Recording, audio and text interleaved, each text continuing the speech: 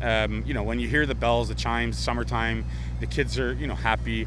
So like even now making stops in neighborhoods, the parents are thanking us so much because we're bringing back a little bit of normality. And, they're enjoying it. They're happy. The kids are ecstatic.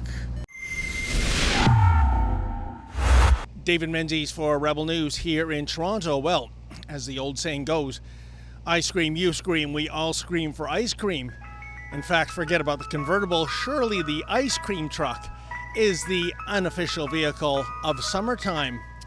And yet, thanks to the Wuhan virus, wouldn't you know it, it would appear that vending ice cream in a truck is somehow against the law in Ontario in 2020. At least that's what the ministry seems to be indicating. And as far as Peter Berbodius is concerned, he's the fellow behind me vending ice cream right now at a corporate event. He was indeed last week slapped with a fine for bringing ice cream to the curb. Incredible.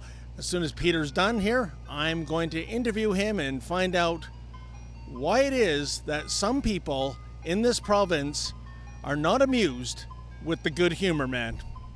I thought that curbside delivery is allowed in Toronto and in Ontario these days, but last week you were making a delivery, and tell us what happened.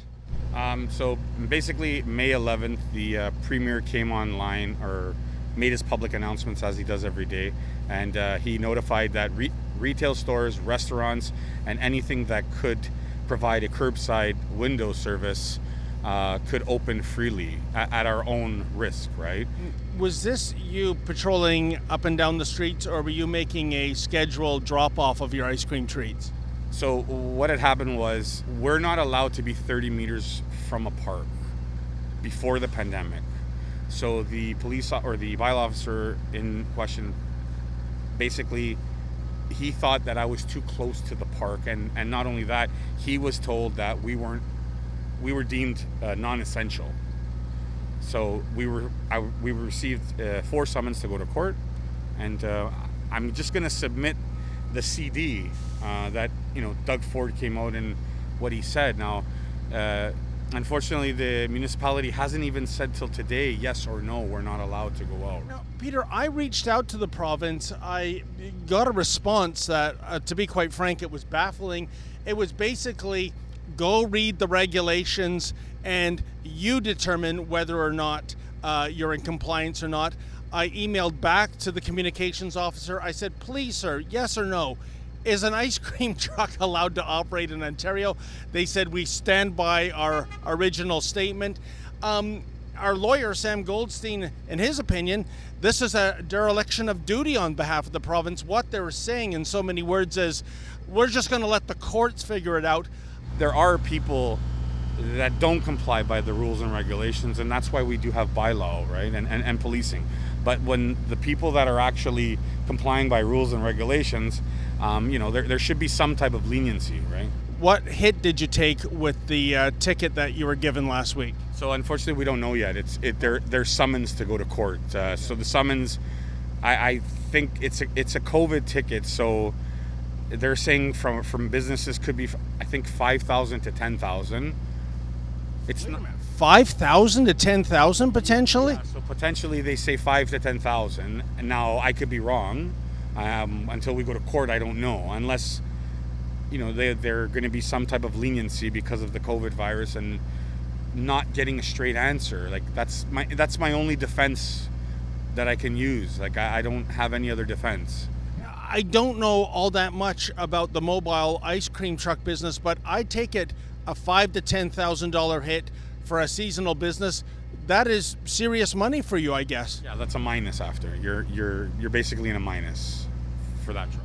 This is incredible, and again, it's all because in the judgment of a bylaw officer, you were too close to a park. Yes, unfortunately, that's what it was.